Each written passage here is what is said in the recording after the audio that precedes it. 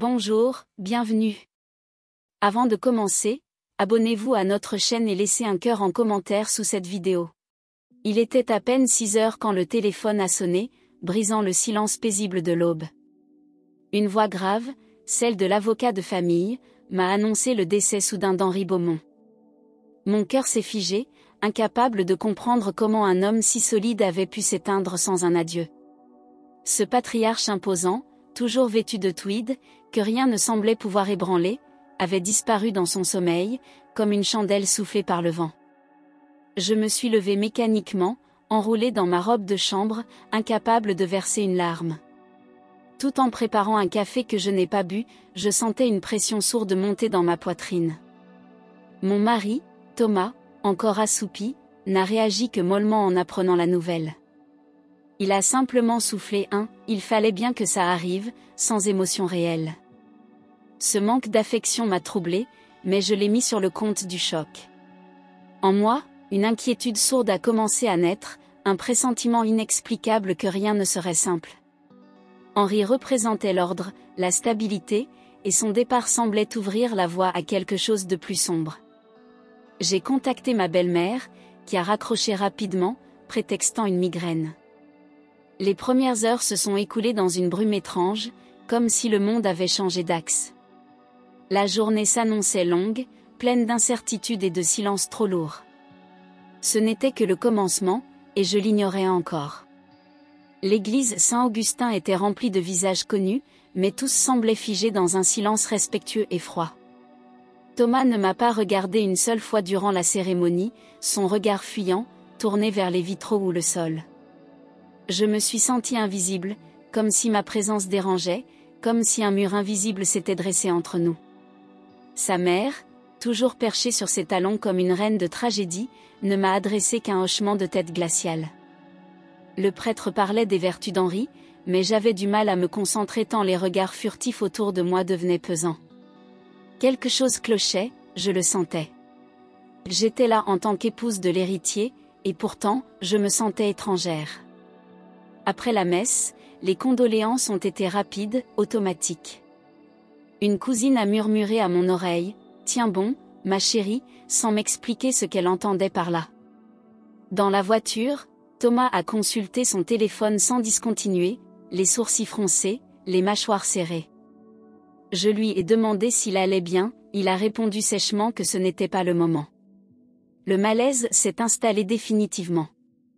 J'aurais voulu crier, secouer quelqu'un, mais j'étais prisonnière d'un rôle de belle-fille endeuillée, condamnée au silence. L'évidence me frappait, quelque chose m'était caché, et cette froideur n'était pas due au deuil. Henri était mort, oui, mais un autre drame, plus intime, plus venimeux, était déjà en train de naître. Quelques jours plus tard, une lettre officielle est arrivée, cachetée de cire, adressée à notre domicile parisien. C'était Maître Girard, le notaire de longue date de la famille Beaumont, qui nous convoquait pour la lecture du testament.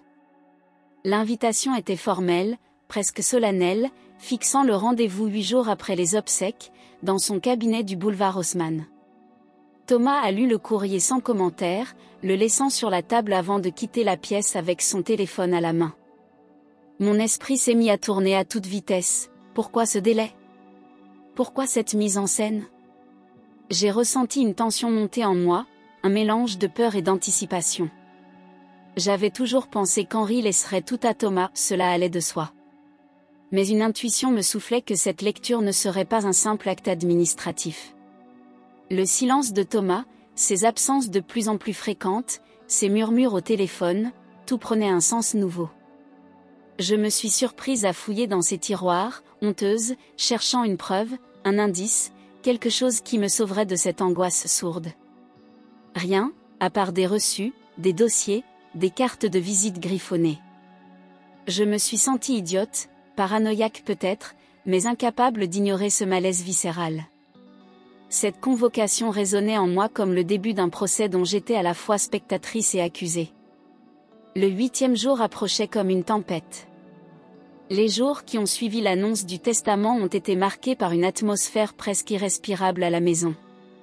Thomas rentrait tard, souvent sans un mot, prétextant des réunions ou des appels urgents avec ses avocats. Pourtant, je percevais dans ses gestes une fébrilité étrange, comme s'il attendait un dénouement qui le dépassait. Chaque soir, je le surprenais à murmurer des conversations hachées au téléphone, nerveux, parfois même en anglais pour que je ne comprenne pas. Il effaçait ses messages, verrouillait son ordinateur, m'évitait même physiquement. Le peu de tendresse qu'il me restait s'évaporait dans l'indifférence glaciale de son regard.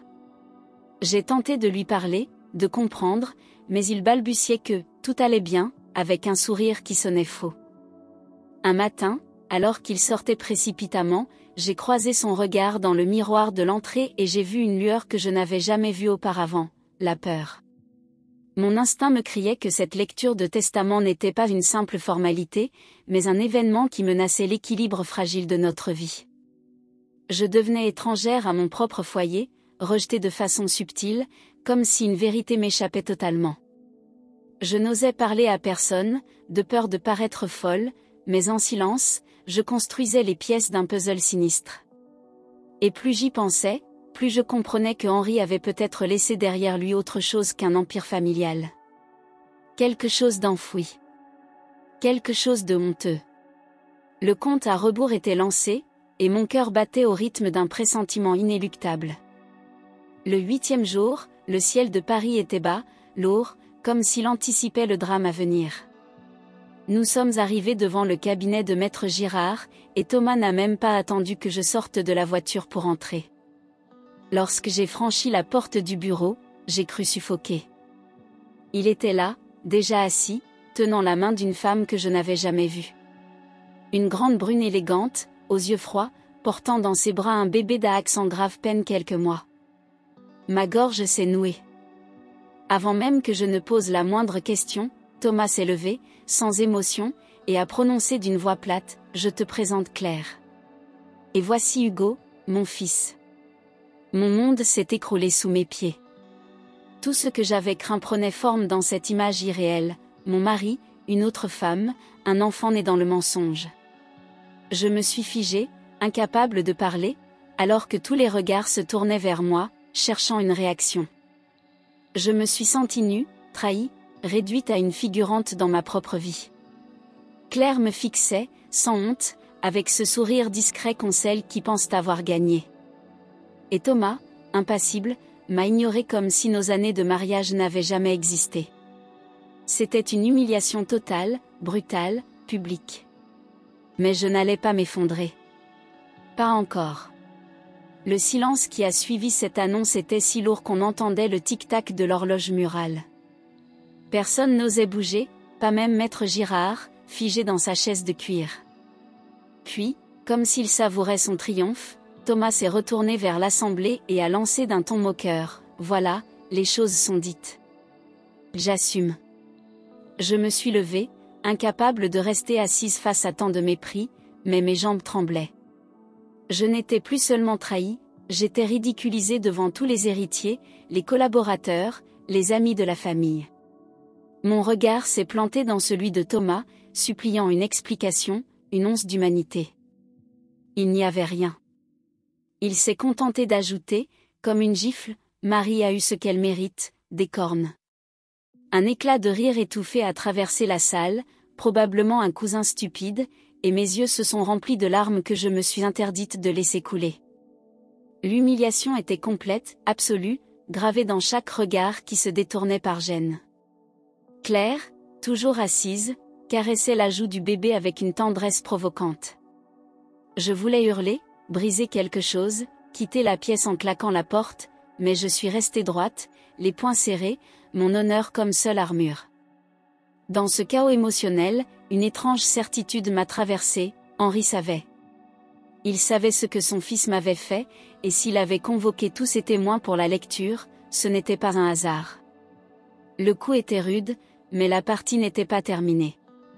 Et je sentais, dans ma douleur, qu'un tournant se préparait. Alors que je tentais de garder contenance, la voix de Thomas résonna dans la salle comme un coup près, « Marie a eu ce qu'elle mérite, des cornes. » Un frisson de gêne traversa l'assemblée, et je sentis tous les regards peser sur moi, mélange d'embarras et de curiosité malsaine. Mon visage brûlait, mais je refusais de baisser les yeux devant l'homme que j'avais aimé et qui me reniait désormais en public.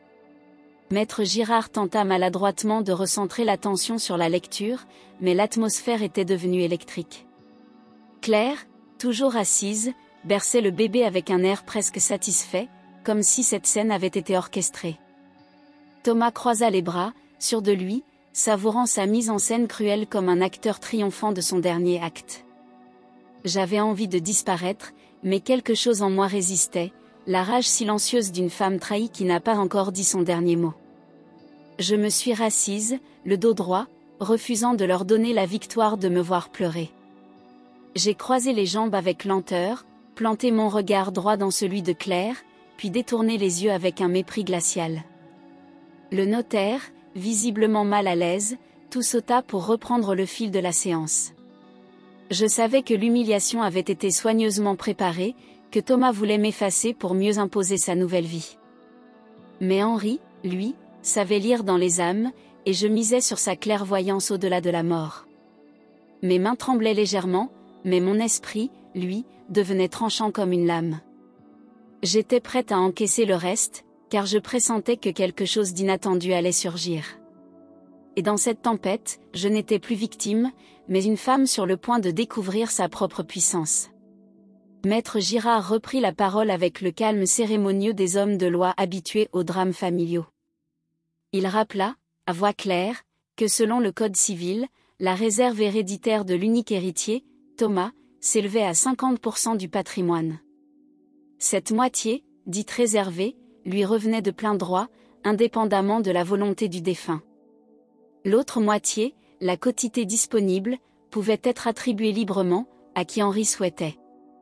Ce rappel juridique, prononcé sans émotion, fit vaciller l'assurance de Thomas un instant, comme s'il n'avait pas anticipé que la loi pourrait ne pas le servir. Claire fronça légèrement les sourcils, visiblement peu au fait des subtilités successorales. Moi, en silence, j'ai senti une lueur d'espoir poindre dans cette froide mécanique juridique. Ce testament allait révéler bien plus que de simples répartitions d'avoirs. Autour de nous, certains membres de la famille hochaient la tête, habitués aux méandres des héritages bourgeois. Mais pour moi, chaque mot de Maître Girard sonnait comme une ouverture possible vers une réparation. Thomas s'était cru intouchable, protégé par son sang, par son nom, par son statut d'unique fils. Mais Henri, je le connaissais trop bien, savait que la justice du cœur valait parfois plus que celle du sang. Le notaire tourna une page, respira profondément, et annonça qu'il allait entamer la lecture des legs particuliers. Je me suis raidi, chaque fibre de mon corps en alerte. C'était l'instant que j'attendais, et je pressentais déjà que le défunt allait parler pour moi. D'une voix mesurée, le notaire commença à lire les volontés du patriarche disparu.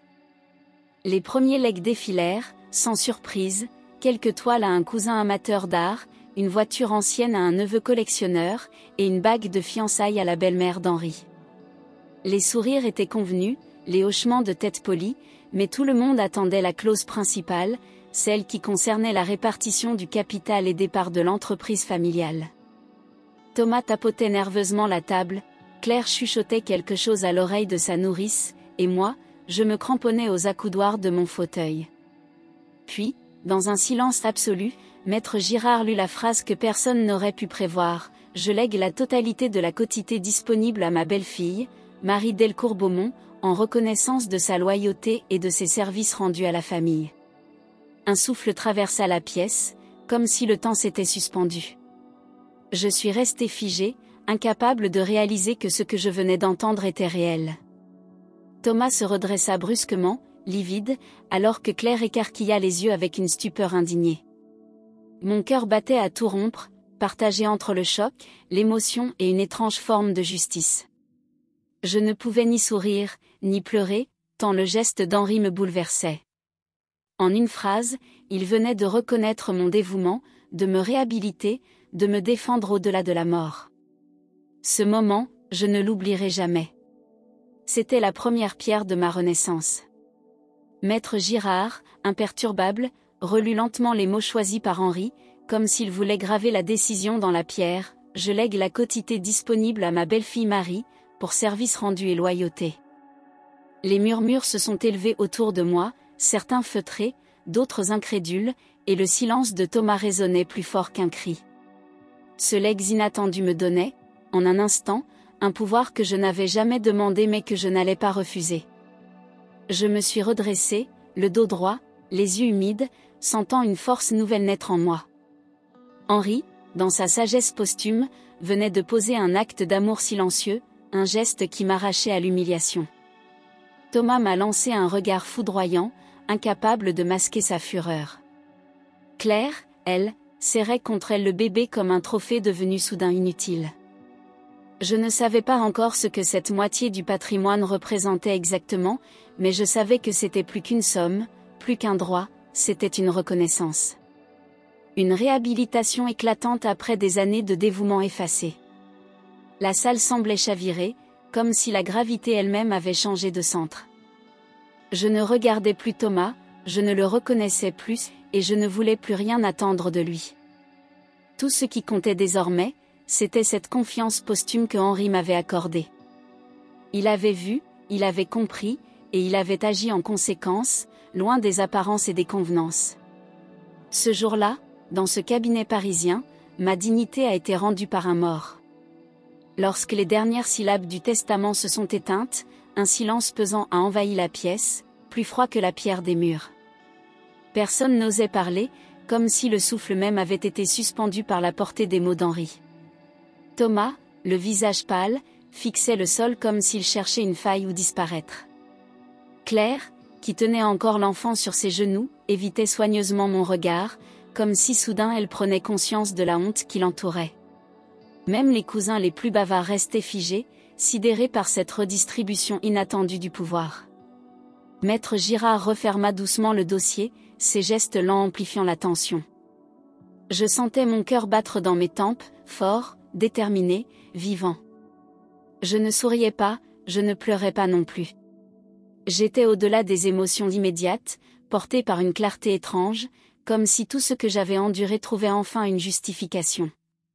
Ce silence, d'abord violent, est devenu pour moi une victoire muette, un hommage discret à la loyauté silencieuse.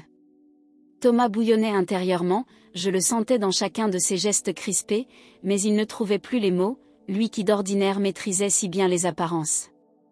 Ce moment, je l'ai inscrit dans ma mémoire comme une fracture définitive entre nous. Il ne pouvait plus me faire taire, ni me faire douter. J'étais seule, oui, mais droite. Et surtout, libre. Alors que je me levais pour quitter la salle, Maître Girard me retint d'un geste discret et me tendit une enveloppe scellée. Sur le papier crème, l'écriture fine d'Henri, reconnaissable entre toutes, traçait mon prénom avec soin, Marie. Je l'ai ouverte avec précaution, tremblante, sentant que ce que j'allais lire n'était pas un simple message. La lettre commençait par une phrase bouleversante. « Si tu lis ceci, c'est que j'ai quitté ce monde, mais je voulais que tu saches que je t'ai toujours considérée comme ma fille. » Mes yeux se sont remplis de larmes malgré moi, et les lignes suivantes ont tout changé. Henri m'avouait qu'il avait découvert depuis longtemps la double vie de Thomas, ses mensonges, ses absences masquées par de faux déplacements professionnels. Il expliquait qu'il n'était pas intervenu plus tôt pour ne pas détruire notre mariage trop vite, mais qu'il avait observé, analysé, attendu le moment juste. Il louait ma patience, mon courage, ma fidélité silencieuse dans une maison pleine de faux-semblants. Il écrivait qu'il voulait réparer ce que Thomas avait détruit, offrir à la seule personne digne de confiance une chance de reconstruire quelque chose de vrai. Ces mots étaient simples mais puissants, et chaque phrase sonnait comme un pardon, un adieu, un héritage moral. En refermant la lettre, j'ai senti une paix inattendue m'envahir. Henri m'avait donné bien plus qu'un bien matériel, il m'avait donné une place, une vérité, et une nouvelle vie à bâtir. Dans la lettre, Henri écrivait qu'il refusait de léguer l'avenir de l'entreprise à un homme guidé par l'égoïsme et la tromperie. Il parlait de sa honte silencieuse en découvrant que Thomas avait compromis des années de travail pour satisfaire ses désirs. Il affirmait que j'étais la seule personne digne de représenter les valeurs Beaumont. Il parlait d'une petite fille qu'il espérait voir naître un jour, fruit d'un amour vrai. Et que, pour elle, il avait construit cette décision en conscience. En refermant la lettre, je n'étais plus la femme trahie, mais l'héritière d'un rêve que je n'avais pas osé espérer. Henri m'avait confié l'essentiel, la mémoire, la confiance, et une vision de justice familiale. Je sentais en moi une force nouvelle, portée par cette bénédiction inattendue. Le regard de Thomas n'avait plus de pouvoir sur moi. J'étais prête à affronter le tumulte que cette vérité allait déclencher. À la sortie du cabinet, Thomas s'est jeté sur moi avec une violence contenue, les yeux brillants de rage. « Tu me voles mon héritage », a-t-il hurlé, incapable de se contenir devant les passants. Je l'ai regardé sans répondre, laissant son humiliation s'épanouir à la vue de tous. Il tremblait de fureur, la mâchoire serrée, incapable d'accepter que son propre père l'ait déshérité. Claire, à ses côtés, restait figée, muette. Je n'ai pas dit un mot, car la lettre d'Henri parlait pour moi, plus fort que n'importe quel cri. Je me suis éloignée calmement, consciente qu'un fossé définitif venait d'être creusé. La rue semblait s'être arrêtée autour de nous, témoin d'une scène que personne n'oublierait. Je n'étais plus sa femme, ni sa complice, ni son obstacle, j'étais son échec. Et il le savait. 2 jours plus tard, les journaux locaux titraient en lettres grasses « L'héritier déshérité, la chute de Thomas Beaumont ». L'article détaillait la lecture du testament, l'attribution inattendue à la belle-fille et le scandale familial. Les clients de Thomas se rétractaient, les actionnaires s'inquiétaient, son image s'effondrait. Il tentait de contrôler les dégâts, mais chaque mot imprimé était un clou dans son cercueil social. Claire disparaissait des photos, prudente. Les invitations au gala s'évaporaient, les partenaires d'affaires ne répondaient plus à ses appels. Même sa mère, d'ordinaire si protectrice, évitait de commenter l'affaire publiquement. Pendant ce temps, moi, je gardais le silence, consciente que le plus grand coup n'était pas venu de moi. Henri, une fois encore, avait su frapper au cœur. Le nom Beaumont changeait de visage. Une semaine après la lecture du testament, je reçois un courrier officiel d'une banque genevoise adressé au nom de la succession. À l'intérieur, une liasse de documents révèle que Thomas avait hypothéqué ses parts de l'entreprise pour couvrir des dettes personnelles colossales. Voyage, placement douteux, entretien d'un appartement secret, tout était là, noir sur blanc. Il avait creusé un gouffre financier tout en maintenant l'illusion d'un héritier modèle. Mon estomac se serre, car ces dettes ne concernent plus seulement Thomas, elles menacent l'héritage que j'ai reçu. Je sens que le vernis social qui le protégeait s'effrite à toute vitesse. Je rassemble les pièces, consulte mon propre avocat et découvre l'ampleur du désastre. Si rien n'est fait, les créanciers saisiront ce que je viens à peine d'obtenir. Je me rends compte que Thomas savait depuis longtemps que l'effondrement était inévitable. Sa haine envers moi n'était pas née de l'injustice du testament, mais de la peur d'être enfin exposé. Je respire profondément, décide de ne pas céder à la panique et d'agir avec lucidité. Ce n'est pas une ruine, c'est une opportunité de reprendre les rênes. Et dans ce chaos, je sens la main invisible d'Henri me guider encore une fois. Dès le lendemain, je convoque le conseil d'administration de l'entreprise familiale et leur expose la vérité. Sans détour, je révèle les dettes de Thomas, la fragilité de ses choix financiers et l'urgence de redresser la structure. Le choc est réel, mais le respect envers Henri et l'espoir placé en moi suffisent à rassembler les soutiens. Avec ma part majoritaire, je fais voter des décisions radicales, réduction des dépenses, audit complet, gel des dividendes. Je deviens, en quelques heures, l'unique décisionnaire de la maison Beaumont. Le personnel m'observe avec une admiration discrète que je n'avais jamais connue. Je vends un terrain inactif en province, négocie un rachat partiel des dettes pour éviter les poursuites immédiates et redonne un peu de stabilité au compte. Pendant ce temps, Thomas, furieux, tente de me discréditer auprès de nos anciens partenaires, mais personne ne le suit. Les banques se tournent vers moi, les créanciers acceptent un échelonnement, la presse commence à publier un nouveau récit, celui d'une femme forte qui redresse un empire. Je n'ai plus peur de signer, de trancher, de décider. Dans ce monde qu'il m'avait volé, je prends ma place avec assurance. Je ne suis plus une épouse trahie, je suis à la tête d'un héritage sauvé par ma volonté. Lorsque Claire découvre que les comptes sont gelés, que la maison de campagne est en vente et que les cartes de crédit sont bloquées, elle panique. Elle confronte Thomas violemment, exige des réponses qu'il n'a pas, et menace de partir. En vérité, elle avait déjà un plan de secours, un riche entrepreneur bordelais rencontré discrètement en ligne. En moins d'une semaine, elle emballe ses affaires, prend le bébé et quitte Paris sans un adieu. Thomas la cherche en vain, la supplie, mais Claire est déjà dans un autre monde, loin du scandale. Elle publie bientôt une photo sur les réseaux, elle sourit aux côtés de son nouvel amant. Cette trahison foudroie Thomas plus que toutes mes victoires réunies. Il se retrouve seul, ruiné, sans allié, exposé aux yeux de tous. Son orgueil blessé ne lui permet pas de demander de l'aide à sa famille, et même sa mère garde le silence. Je regarde tout cela avec distance, sans jubilation, simplement consciente que la justice de la vie agit parfois sans bruit. Claire, en partant, m'a libérée d'un poids que je n'aurais jamais pu lui arracher moi-même. Pour la première fois depuis longtemps, je dors sans cauchemar. La tempête semble enfin vouloir se calmer. Abandonné par Claire, désavoué par sa mère et rejeté par les associés, Thomas erre comme une ombre dans les rues qu'il parcourait jadis avec arrogance. Les anciens amis ferment leurs portes, les banquiers refusent ses appels et les avocats qui l'engagent ne promettent rien de bon. Son appartement est vidé de ses meubles de luxe, ses voitures sont revendues, et même ses vêtements de marque semblent appartenir à une autre époque. Il tente de joindre sa mère pour un prêt, mais elle décline sèchement, fatiguée de devoir réparer ses erreurs. L'homme qui méprisait tout le monde devient un simple nom sur des lettres de relance. Il vit temporairement chez un ami d'enfance, trop honteux pour revenir dans le quartier familial. Je le croise par hasard, un soir pluvieux, sur le boulevard Montparnasse, son manteau trempé, les traits tirés. Il tente de m'arrêter, de dire quelque chose, mais je continue à marcher, droite, silencieuse, sans me retourner. Il reste figé sur le trottoir, perdu, réduit à ce qu'il a toujours refusé d'être, un homme ordinaire, sans masque ni titre. Tout ce qu'il méprisait le hante désormais, et je n'ai plus besoin de vengeance.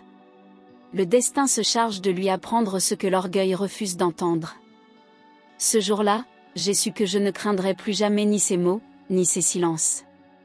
J'étais libre. Avec le calme revenu, je consacre mes journées à un projet resté en sommeil depuis des années, un programme de bourse en mémoire d'Henri. L'idée est simple mais noble, soutenir de jeunes libraires indépendants dans des quartiers oubliés, transmettre la passion de la lecture. Je mobilise des fonds, rencontre des éditeurs, organise des événements, et très vite, le projet prend vie. La presse s'intéresse à cette initiative, non pas pour le scandale, mais pour la générosité du geste. Des lettres d'admiration arrivent, des jeunes m'écrivent pour me remercier de cette chance. Pour la première fois, mon nom n'est plus associé à un homme, mais à un engagement. Chaque signature, chaque décision prise en mon nom me rapproche d'une paix intérieure que je croyais inaccessible. Je dors enfin la nuit, je respire sans attendre l'orage, et mon reflet me semble familier. Henri aurait été fier, je le sens dans chaque regard ému d'un bénéficiaire. J'avance sans peur, entouré de livres, de mots, de vérités qu'on ne peut plus m'arracher. Cette fondation, c'est mon hommage à l'homme qui a cru en moi quand tout s'effondrait. Et c'est aussi un acte d'amour pour celle que je suis devenue, forte, digne et résolument vivante. Avec la stabilisation des finances et le soutien des milieux littéraires, je décide de relancer la maison d'édition Beaumont. Les locaux, vides depuis des mois, reprennent vie sous mes directives, les bureaux sont rénovés, les catalogues repensés, l'équipe renouvelée. Je choisis de publier des auteurs oubliés, des voix marginalisées, des récits puissants que personne n'osait imprimer. Les critiques, d'abord sceptiques, saluent l'audace et la qualité des ouvrages publiés. Une revue culturelle titre « La renaissance d'une héritière ». Je souris en lisant ces mots, consciente que cette reconnaissance vient de mon travail, pas de mon nom. Je me rends chaque matin à la maison d'édition avec une énergie nouvelle, une lumière dans le regard que même les tragédies passées ne peuvent éteindre. Les rencontres littéraires se multiplient, les librairies parlent de notre travail, et les lecteurs redécouvrent des textes tombés dans l'oubli.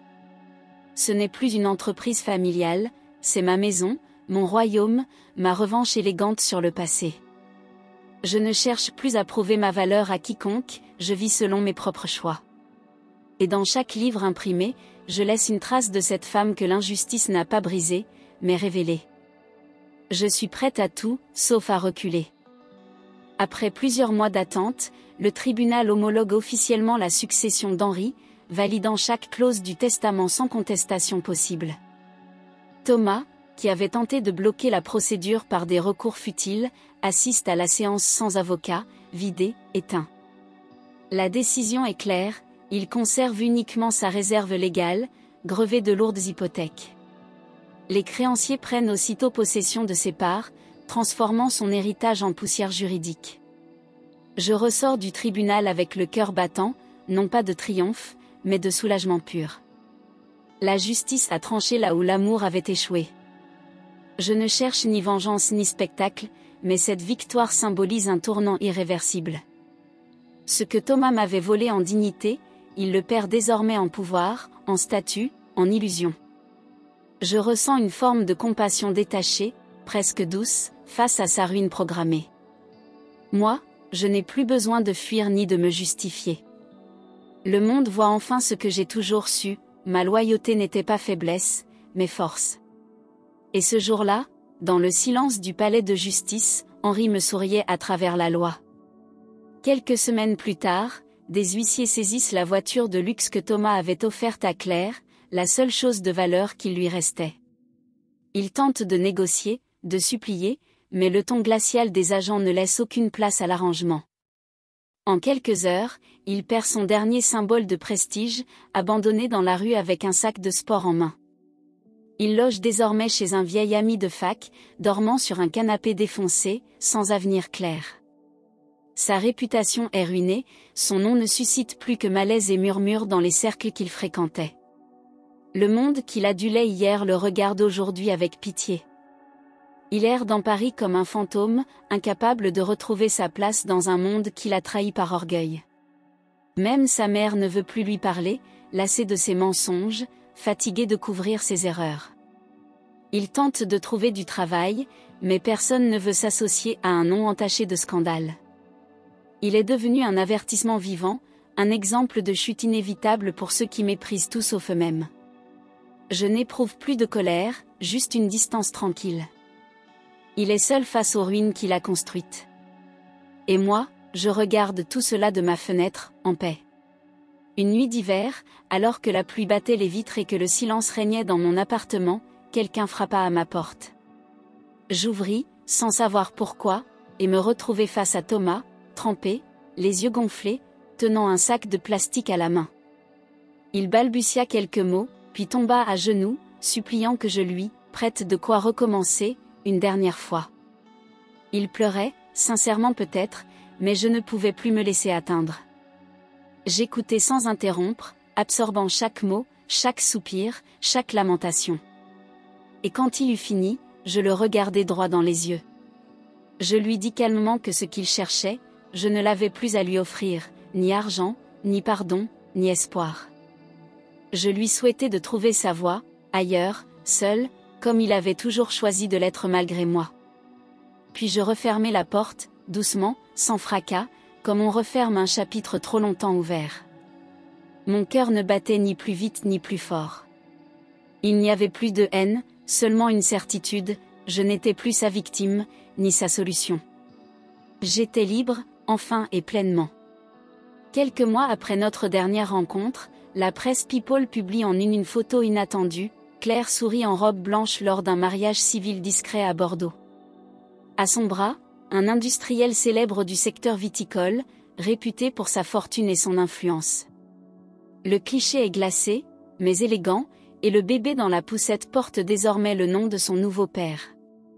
Thomas, en découvrant l'article, s'effondre, incapable de croire que celle qu'il croyait fidèle ait effacé son existence si rapidement. Il tente de la joindre, mais elle a changé de numéro, bloqué tout contact, et laissé le passé s'effacer comme une rature. La nouvelle se répand vite, et les derniers soutiens de Thomas disparaissent avec elle. Il comprend, trop tard, que dans sa chute, personne n'a voulu l'accompagner.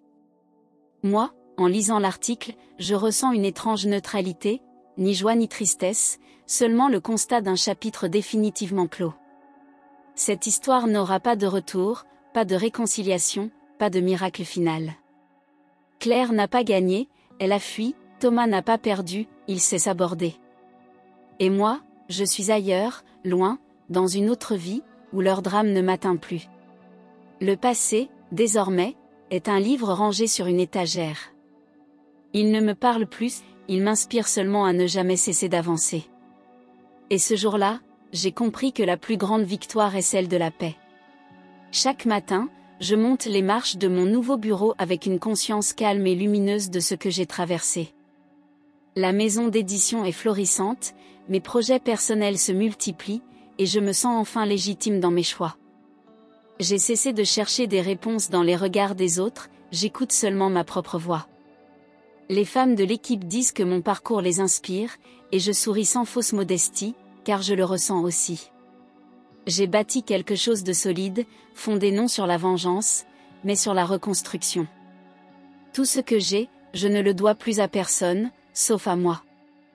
Je vis seule, mais jamais dans la solitude, je suis accompagnée de mes livres, de mes idées, de mes décisions assumées. Chaque coin de mon appartement est empreint de sérénité, chaque geste quotidien a retrouvé sa légèreté. Le silence ne m'effraie plus, il me nourrit, il m'ancre. Je regarde parfois les photos anciennes, non avec douleur, mais avec une douce lucidité. J'ai aimé, j'ai été trahi, j'ai chuté, puis je me suis relevée. Et c'est cela, la vérité de mon histoire. Une femme forte, née de ses propres cendres. Lors d'une grande soirée littéraire organisée à l'occasion du 1er anniversaire de la Fondation Henri Beaumont, je prends la parole devant un public attentif. Dans mes mains, une copie de la lettre qu'il m'avait écrite, celle qui avait tout changé. Ma voix tremble légèrement au début, mais se pose vite, portée par l'émotion partagée dans la salle. Je lis les mots de ce père d'adoption, ce mentor silencieux, cet homme qui avait vu en moi ce que je refusais de croire. Les applaudissements éclatent à la fin, mais c'est le silence juste après qui me bouleverse. Puis tout le monde se lève. Ce moment, je le grave dans mon cœur comme un hommage à celui qui m'a tendu la main au bord du gouffre. Henri n'était pas un homme démonstratif, mais il aimait en profondeur, avec justice. Son héritage n'est pas fait d'immeubles ou de comptes, mais d'un regard posé sur la vérité des êtres. Grâce à lui, j'ai appris que la loyauté ne s'achète pas, elle se reconnaît. Ce soir-là, je me sens entourée de lumière, et même s'il n'est plus là, je sens sa présence. Il vit dans chaque page que nous imprimons. Et dans chaque pas que je fais. En rentrant chez moi ce soir-là, je passe devant une vitrine et croise mon reflet dans la pénombre. Une femme debout, élégante sans effort, le regard franc et paisible. Je m'arrête une seconde, et je souris doucement, reconnaissant enfin celle que je suis devenue. Ce n'est pas la vengeance qui m'a transformée, mais la vérité, la douleur surmontée, le courage quotidien. Je pense à l'amour, aux trahisons, aux pertes, aux victoires, et je sens une gratitude sincère m'envahir. Je ne veux plus rien corriger, ni revivre, ni effacer. Je monte les escaliers, pose mes clés sur la table, enlève mes chaussures et ouvre un livre.